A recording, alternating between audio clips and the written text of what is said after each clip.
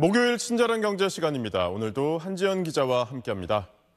안녕하세요. 안녕하세요. 네, 한 기자. 지난달 전체 취업자 수와 고용률은 증가세를 이어갔네요. 네. 여기까지는 좋은 소식인데 청년층만은 예외라고요? 네, 이 청년 취업자 수는 32개월 연속 감소를 했고요. 청년층 고용률도 14개월 연속 하락세입니다. 청년 일자리가 심각한 수준임을 보여주고 있습니다.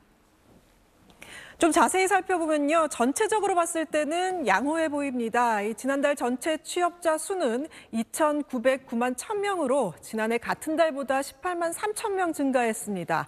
지난 5월보다 증가폭은 줄었지만 올해 들어 6개월 연속 플러스 행진을 이어가고 있는데요. 반면 청년 취업자 수는 362만 5천 명으로 지난해 같은 달보다 17만 3천 명 줄어서요. 방금 말씀드린 대로 32개월이나 연속해서 감소했습니다. OECD 기준, 비교 기준 고용률도 살펴보죠.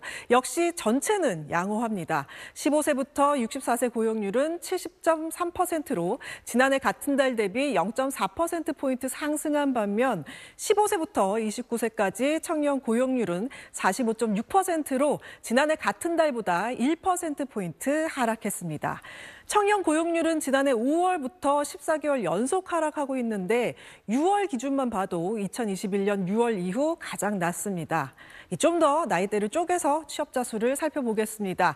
60대 이상과 30대에서는 각각 34만 8천 명, 또 11만 6천 명으로 늘었는데요. 유독 20대에서는 15만 2천 명으로 크게 줄어드는 현상이 계속돼서요.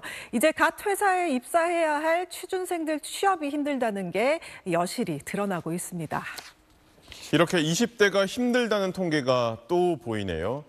우리 대기업에서 20대 직원을 뽑는 비중이 뚝 떨어졌다고요? 네, 20대 직원 비중이 2022년에 24.8%였던 게 2024년에 21%로 2년 사이에 3.8%포인트나 뚝 떨어졌습니다.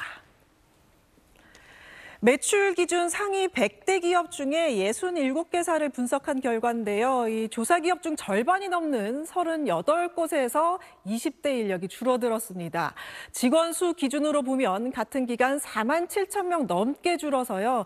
29만 1,000명대에서 24만 3천 명대로 내려앉았습니다. 반면 이 30대 이상 직원은 늘었습니다. 2022년에는 88만 명대에서 2024년에는 91만 5천 명대로 늘어서요. 3만 5천 명 넘게 늘었습니다. 이게 무슨 의미냐? 이 대기업의 인력 구조가 젊은 인재보다 중장년 위주로 재편되고 있다. 다시 말해 젊은 인재 잘 안 뽑는다. 즉 경제적 불확실성이 커진 상황에서 기업들이 신입 공채를 폐지하거나 축소하고 수시 채용이나 경력직 선호로 전환하면서 청년 고용이 줄고 있다는 것으로 해석이 됩니다. 기업별로 봤을 때 20대 비중이 가장 많이 떨어진 곳은 삼성 디스플레이로 43.8%에서 28.4%로 15.4%포인트나 급감했습니다. 이런 상황에서 우리 사회에서는 정년 연장에 대한 논의도 이뤄지고 있잖아요. 근데 이렇게 되면 결국 또 청년들 일자리가 줄진 않을까 걱정인데요. 네, 이 국내 고령자 고용정책 전문가가 10명 중 6명이 법정 정년이 60에서 65세로 상향할 때 최대 부작용이 청년 일자리 감소로 진단하는 것으로 나타났습니다. 한국경영자총협회가 경영, 경제, 법학 교수 210명을 대상으로 조사한 결과 62.4%가 이 정년 연장의 가장 큰 부정적 효과로 청년층 신규 채용 감소를 꼽았습니다. 그다음으로 낮은 생산성 대비 높은 비용에 따른 비효율, 세대 갈등 등 직장 문화 저해, 노동시장 이중구조 심화를 꼽았는데요.